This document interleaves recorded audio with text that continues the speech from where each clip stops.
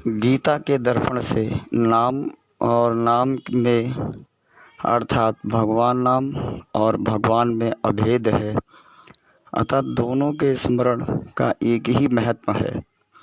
भगवान नाम तीन तरह से लिया जाता है, मन से, वाणी से, कंठ से और आगे इसके बारे में थोड़ा सा विस्तृत चर्चा करेंगे।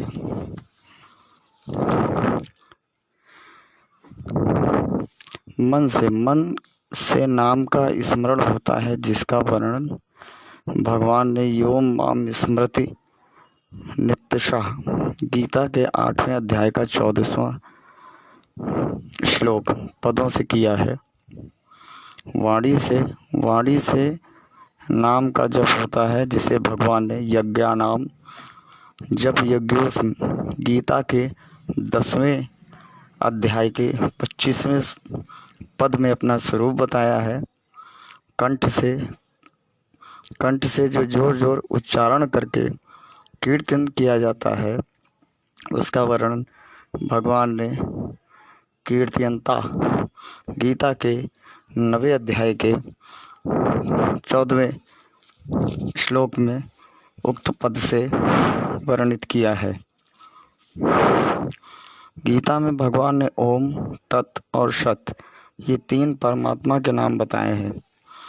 ओम तदाति निर्देशो ब्राह्मणास्त्र विधि स्मृता 17 अध्याय 23वां श्लोक। प्रणव ओमकार को भगवान ने अपना स्वरूप बताया है। प्रणवा सर्वेदेषु 7वां अध्याय का 8वां श्लोक। गिरमस्य मेकाम शमम 10वां अध्याय 25वां श्लोक। भगवान कहते हैं कि जो मनुष्य ओम से इस अक्षर प्रणव का उच्चारण करके और मेरा स्मरण करके शरीर छोड़ता है, वह परम गति को प्राप्त होता है। अर्जुन ने भी भगवान के विराट रूप की स्तुति करते हुए नाम की महिमा कही है, जैसे हे प्रभु, कई देवता भयभीत होकर हाथ जोड़ते हुए आपके नाम आदि का कीर्तन कर रहे हैं। हे अंतर्मयी भगवान, आपके नाम आदि का कीर्तन करने से यह संपूर्ण जगत आकर्षित हो रहा है और अनुराग यानी प्रेम को प्राप्त हो रहा है। आपके नाम आदि के कीर्तन से भयभीत होकर राक्षस लोग 10 दिशाओं में भागते जा रहे हैं और संपूर्ण सिद्धगण आपको नमस्कार कर रहे हैं। यह सब होना उचित है। अब सुषुप्त के समय संपूर्ण इंद्रियां मन बुद्धि में, बुद्धि अहंकार में और अहम अविद्या में लीन हो जाता है, अर्थात सुषुप्त में अहम का भाव का मान नहीं होता। गाढ़ निद्रा से जग जाने पर ही सब लोग अहम भाव का भान होता है, फिर देश काल अवस्था आदि का भान होता है, परंतु गाढ़ निद्रा में सोए हुए व्यक्ति के नाम से कोई आवाज़ देता है तो वह जग जाता है, अर्थात अविद्या में लीन हुए गाढ़ निद्रा में सोए हुए व्यक्ति तक शब्द पहुंच जाता है। तात्पर्य है कि शब्द में अचिंत्य शक्ति है, जिससे वह अविद्या को भेद कर अहं तक पहुंच जाता है। जैसे अनादिकाल से अविद्या में पड़े हुए मूर्छित लोगों की तरह संसार में मोहित हुए मनुष्यों को गुरुमुख से श्रवण करने पर अपने स्वरूप का बोध हो जाता है, अर्थात अविद्या में पड़े हुए मनुष्य को भी शब्द का तत्व ज्ञान करा देता है। शब्द एक ऐसी विलक्षण शक्ति है कि वह जो इंद्रियों के सामने नहीं है, वह परोक्ष का भी ज्ञान करा देता है। ऐसा ही जो तत्परता से भगवान का नाम जाप करता है, उसको वह नाम स्वरूप का बोध भगवान के दर्शन करा देता है। तत्वज्ञ जीवन उन्मत्त महापुरुषों के मुख से निकले जो शब्द अर्थात उपदेश होते हैं, उनको कोई भी आदरपूर्वक सुनता है तो उसके आचरण भाव सुधर जाते हैं और अज्ञान मिटकर बोध हो जाता है। परंतु जिसकी वाणी में आलस्य, कटुता, वृथा बकवाद, निंदा, परचर्चा आदि दोष होते हैं, उसके शब्दों का दूसरे पर असर नहीं होता, क्योंकि उसके आचरण के कारण शब्द की शक्ति कुंठित हो जाती है।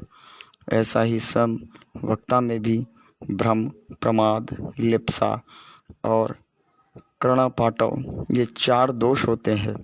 वक्ता जिस विषय का विवेचन करता है उसको वो ठीक तरह से नहीं जानता, अर्थात कुछ कहता है और कुछ नहीं जानता, यह भ्रम है। वह उपदेश देते हुए सावधानी नहीं रखता, बेपरवाह होकर कहता है और श्रोता किस दर्जे का है, कहाँ तक समझ सकता है आदि बातों को उपेक्षा के कारण नहीं जानता। यह प्रमाद है। किसी तरह मेरी पूजा हो, आदर हो, श्रोता से रुपए या धन आदि मिल जाए, मेरा स्वार्थ सिद्ध हो जाए, सुनने वाले किसी तरह से मेरे चक्कर में आ जाएं, मेरे अनुकूल बन जाएं आदि की इच्छा रखता है। यह लिप्सा है। कहने की शैली में कुशलता नहीं है। वक्ता श्रोता की भाषा को नहीं जानता। श्रोता किस तरह से बातों को समझा सकता है, वह युक्ति उसको भी नहीं आती। यह कर्णव पाटव है। ये 4 दोष वक्ता में रहने के कारण वक्ता के शब्दों से श्रोता को ज्ञान नहीं होता। इन दोषों से रहित शब्द श्रोता को ज्ञान करा देते हैं। श्रोता भी श्राद्ध, श्रद्धा, विश्वास, जिज्ञासा, तत्परता, संत केंद्रिता आदि से युक्त होते हो और उसके परमात्मा प्राप्ति का उद्देश्य हो तो उसको वक्ता के शब्दों से ज्ञान हो जाता है। तात्पर्य यह है कि वक्ता को अयोग्यता होने पर भी श्रोता पर उसकी वाणी का असर नहीं पड़ता और श्रोता की अयोग्यता होने पर भी उस पर वक्ता की वाणी का असर नहीं पड़ता। दोनों ही अयोग्यता होने पर ही वक्ता के शब्द श्रोता पर, दोनों की योग्यता होने पर ही वक्ता के शब्दों का श्रोता पर असर पड़ता है। परंतु भगवान नाम से इतनी विलक्षण शक्ति है कि कोई भी मनुष्य किसी भी भाव से नाम ले उसका मंगल ही होता है। मानस में भया कुभाय अनख अलसाहूँ, नाम जपत मंगल दिशि दसहूँ। मानस के प्रथम अध्याय के 28वें के प्रथम चौपाई में गोस्वामी तुलसीदास ने भी बताया है, भगवान का नाम अवहेलना, संकेत, परिहास आदि किसी प्रकार से लिया जाए वह पापों को नष्ट करता है। संकेतम परिहासम वस्तोभाम हेलनिवेव व वैकुंठ नाम ग्रहण शेष धर्म विदु। श्रीमद् भगवद गीता के 6ठे अध्याय के श्रीमद् भागवतम में 6ठा, 2 और 14 भगवान के नाम में विषय स्वयं, भगवान के विषय में स्वयं कहा है कि जो जीव श्रद्धा से अथवा अवहेलना से भी मेरा नाम लेते हैं उनका नाम सदा मेरे हृदय में रहता है। श्रद्धाए हेलाए नाम रटन्ति मम जानत्वा तेषां नाम सदा पार्थ वर्तते हृदय मम। गुण का नाम लेने से मुख मीठा नहीं होता, फिर भगवान के नाम लेने से क्या होगा? तो जिस वस्तु का नाम गुण है उसके नाम में गुण नाम वाली वस्तु का अभाव है, अर्थात गुण के नाम में गुण नहीं जबकि नहीं है, और जब तक गुण का रसेंद्रिय यानी जीभ के साथ संबंध नहीं होता तब तक मुख मीठा नहीं होता, क्योंकि जीभ में गुण मौजूद नहीं है। ऐसे ही धनी का नाम लेने से धन नहीं मिलता, क्योंकि धनी के नाम में धन मौजूद नहीं होता। परंतु भगवान के नामों में भगवान मौजूद हैं।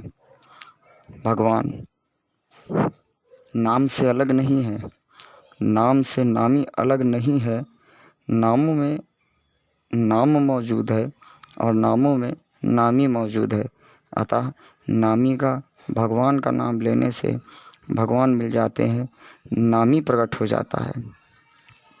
अब अगला प्रश्न था, नाम तो केवल शब्द मात्र है, उससे क्या कार्य सिद्ध होगा? तो इसके बारे में बताया गया है, ऐसे तो शब्द मात्र में अचिंत्य शक्ति पर नाम में भगवान के साथ जोड़ने पर संबंध जोड़ने की ही एक विशेष समर्थ है।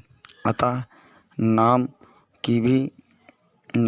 किसी भी तरह से लिया जाए वह मंगल ही करता है। नाम जपने वाले का भाव विशेष हो तो बहुत जल्दी लाभ देता है। सादर सुमरंजे नर करहि भव बारिधि गोपद इव तरहि, ऐसा मानस में बताया गया है कि नाम जप में भाव कम ही रहे तो नाम भी जपने से लाभ होगा तो होगा ही, पर कब होगा इसका पता नहीं।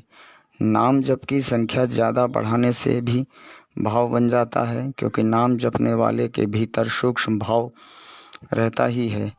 वह भाव नाम की संख्या बढ़ने से प्रकट हो जाता है। नाम जप क्रिया यानी कर्म नहीं है, प्रत्यु उपासना है, क्योंकि नाम जप में जप का लक्ष्य संबंध भगवान से रहता है। जैसे कर्मों से कल्याण नहीं होता, कर्म अपना फल देकर नष्ट हो जाते हैं, किंतु कर्मों के साथ निष्काम भाव की मुक्तता रहने से वे कर्म कल्याण करने वाले हो जाते हैं। ऐसे ही नाम जप के साथ भगवान के लक्ष्य की मुक्तता रहने से नाम जप भगवत साक्षात्कार करने वाले हो जाते हैं। भगवान का लक्ष्य मुख्य रहने से नाम चिन्मय हो जाता है, फिर उसमें क्रिया नहीं होती।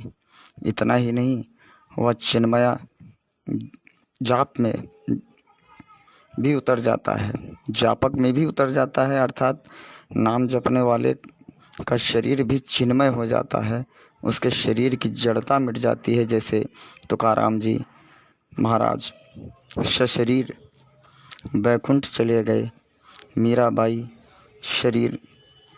का शरीर भगवान के विग्रह में समा गया, कबीर जी का शरीर अदृश्य हो गया और उसके स्थान पर लोगों को पुष्प मिले। चोखा मेल की हड्डियों से विठल नाम की ध्वनि सुनाई पड़ी। अब अगला प्रश्न है कि शास्त्रों और संतों ने भगवान नाम की जो महिमा बताई है वह कहाँ तक सच्ची है? शास्त्रों में संतों ने नाम की जो महिमा बताई गई है वह पूरी सच्ची है। इतना ही नहीं, आज तक जितनी नाम महिमा की गई है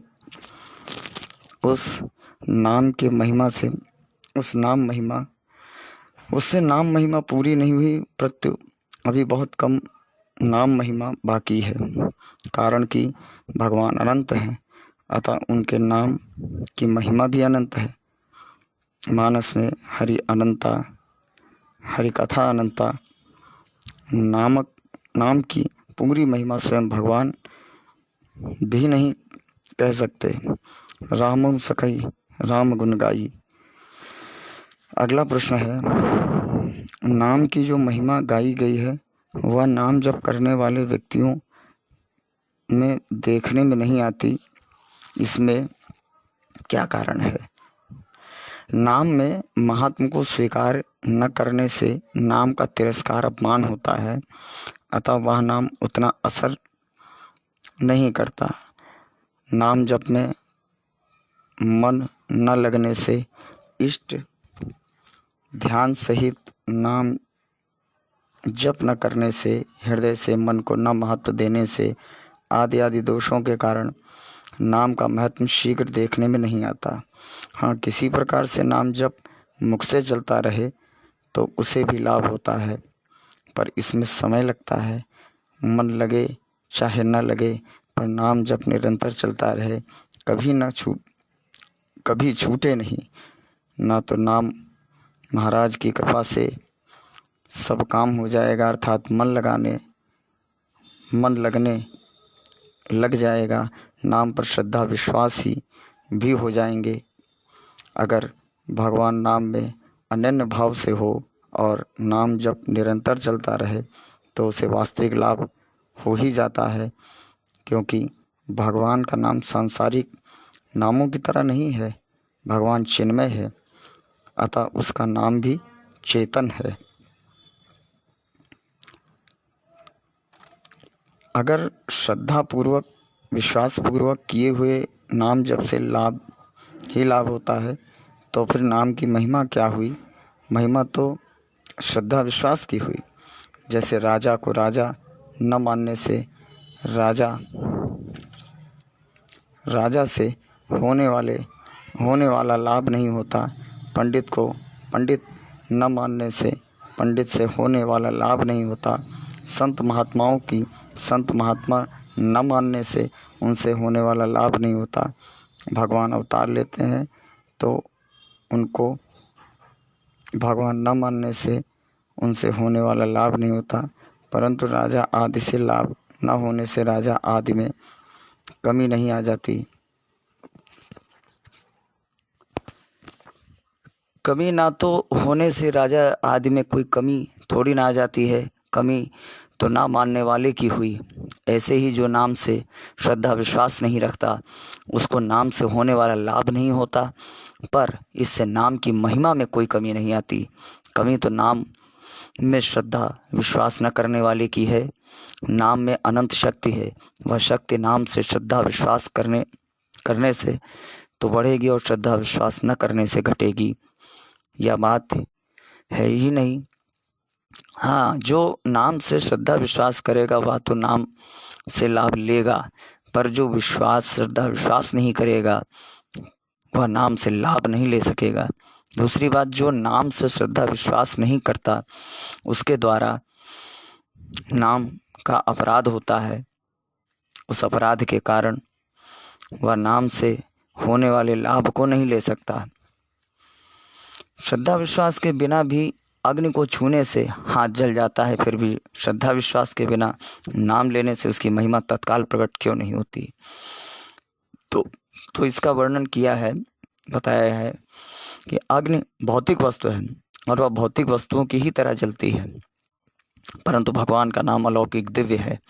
नाम जप करने वाले का नाम में ज्यों भाव बढ़ता है त्यों त्यों उसके सामने नाम की महिमा प्रकट होने लगती है।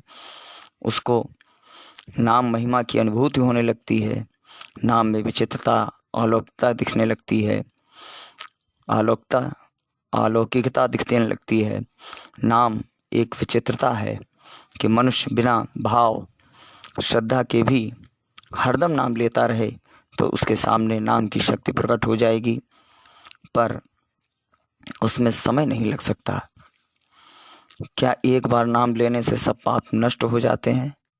हाँ, अंतर्भाव से लिए हुए एक नाम से ही सब पाप नष्ट हो जाते हैं।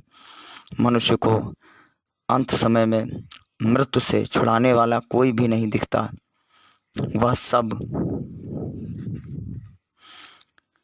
तरफ से निराश हो जाता है। उस समय अंतर्भाव से उसके मुख से एक नाम भी निकलता है तो वह एक ही नाम उसके संपूर्ण पापों को नष्ट कर देता है। जैसे गजेंद्र को ग्रह खींचकर जल में ले जा रहा था। गजेंद्र ने देखा कि अब कोई मुझे छुड़ाने वाला नहीं है, तब तो मृत्यु आ गई। तो उसने अंतर्भाव से ही एक बार नाम लिया। नाम लेते ही भगवान आ गए और उन्होंने ग्राह को मारकर गजेंद्र को छुड़ा लिया। जिसका भगवान में नाम में अटूट श्रद्धा विश्वास है, अनन्य भाव है, उसका एक ही नाम से कल्याण हो जाता है।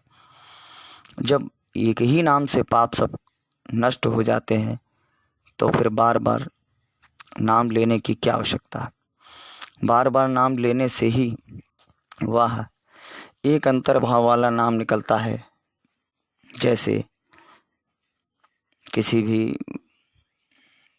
इंजन को हम लोग शुरू करते हैं तो उसमें बार बार जो हैंडल होता है या जो पकड़ने की चीज़ है तो उसको घुमाते हैं, स्टार्ट हो जाए, शुरू हो जाए। तो हैंडल को पहली बार घुमाने से इंजन चालू होगा या 5वीं 10वीं या 15वीं बार घुमाने से इंजन चालू होगा, इसका कोई पता नहीं है। परंतु हैंडल को बार बार घुमाने से ही किसी न किसी घुमाव में इंजन जरूर चालू होता है। ऐसे ही बार बार भगवान नाम लेते रहने से कभी न कभी वह अंतर्भाव वाला एक नाम आ ही जाता है। अतः बार बार नाम लेना बहुत ज़रूरी है। जो मनुष्य नाम जप तो करता है पर उसके द्वारा निषिद्ध कर्म भी होते हैं, उसका उद्धार होगा या नहीं? समय पाकर उसका उद्धार तो होगा ही, क्योंकि किसी भी तरह से लिया हुआ भगवान नाम निष्फल नहीं जाता। परंतु नाम जप से जो प्रत्यक्ष प्रभाव वह उसको देखने में नहीं आएगा। वास्तव में देखा जाए तो जिसका एक परमात्मा को ही प्राप्त करने का ध्येय नहीं है, उसी के द्वारा निषिद्ध कर्म होते हैं। जिसका ध्येय एक परमात्मा की प्राप्ति का है, उसके द्वारा निषिद्ध कर्म को ही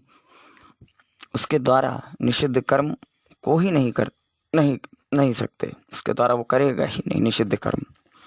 जैसे जिसका ध्येय पैसे को कमाना होता है,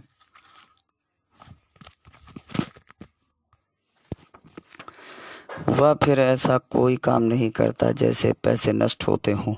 वह पैसे का नुकसान नहीं सह सकता और कभी भी कारणवश पैसे नष्ट हो जाएं तो वह बेचैन हो जाता है। ऐसे ही जिसका ध्येय परमात्मा प्राप्ति बन जाता है, वह फिर साधना से विपरीत काम नहीं कर सकता। अगर उसके द्वारा साधन से विपरीत कर्म होते हैं तो इससे सिद्ध होता है कि उसका ध्येय, अगर उसके द्वारा साधन से विपरीत कर्म होते हैं तो इससे सिद्ध होता है कि उसका ध्येय परमात्मा प्राप्ति नहीं है। साधक को चाहिए कि वह परमात्मा प्राप्ति का ध्येय दृढ़ बनाए और नाम जप करता रहे, तो फिर उसके द्वारा निषिद्ध क्रिया नहीं होगी। कभी निषिद्ध क्रिया हो भी जाएगी तो उसका बहुत पश्चाताप होगा, जिससे वह फिर आगे नहीं करेगा। जिसके पाप बहुत हैं वह भगवान नाम नहीं ले सकता, अतः वह क्या करे? तो इस बारे में बताया है कि बात सच्ची है। जिसे अधिक पाप होते हैं वह भगवान का नाम नहीं ले सकता। वैष्णवो भगवतो प्रसादे हरिनामं च अल्प पुण्यवतम श्रद्धाम यथे वैनाम जायते। अर्थात जिसका पुण्य थोड़ा होता है उसकी भक्ति में, भगवत प्रसाद में और भगवान नाम में श्रद्धा नहीं होती। जैसे पित्त का जोर होने पर रोगी को मिश्री भी कड़वी लगती है, परंतु यदि वह मिश्री का सेवन करता रहे तो पित्त शांत हो जाता है और मिश्री मीठी लगने लग जाती है। ऐसे ही पाप अधिक होने से नाम अच्छा नहीं लगता, परंतु नाम जब करना शुरू कर दे तो पाप नष्ट हो जाएंगे और नाम अच्छा मीठा लगने लगेगा तथा नाम जप का प्रत्यक्ष लाभ भी दिखने लग जाएगा।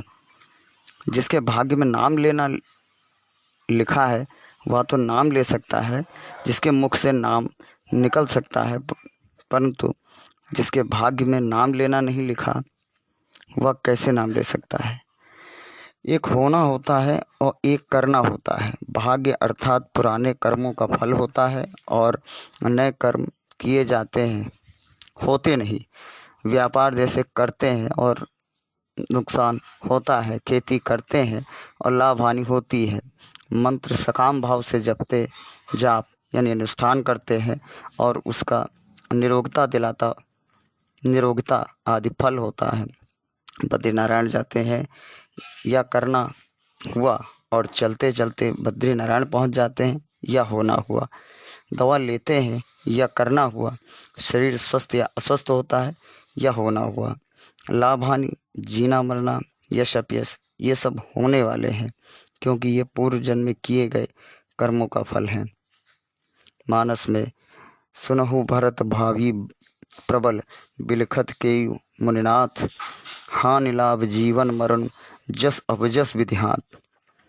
ऐसा रामचरितमानस में बताया गया है। परंतु नाम जप का नया काम है, करना नया काम है, या करने वाले का है, होने का नहीं। इसको करने से सब स्वतंत्र हैं। हाँ, इसमें इतनी बात होती है कि अगर किसी ने पहले नाम जप किया तो नाम जप की महिमा सुनते ही उसी नाम जप में रुचि हो जाएगी और वह सुगमता से होने लग जाएगा। परंतु पहले जिसका नाम जप किया हुआ नहीं है, अगर वह नाम की महिमा सुने तो उसकी नाम जप में जल्दी रुचि नहीं होगी। अगर नाम जप की महिमा करने वाला अनुभवी हो तो सुनने वाला भी नामों में रुचि हो जाएगी तथा अनुभवी के संग में रहने से उसके लिए नाम जप करना भी सुगम हो जाएगा। जो भाग्य में लिखा है वह फल होता है, नया कर्म नहीं। नाम जप करना शुरू कर दें तो वह रोने लग जाएगा, क्योंकि नाम जप करना नया कर्म है, यानी उपासना है। अतः हमारे भाग्य में नाम जप करना, सत्संग करना, शुभ कर्म करना लिखा हुआ नहीं है। ऐसा कहना बिल्कुल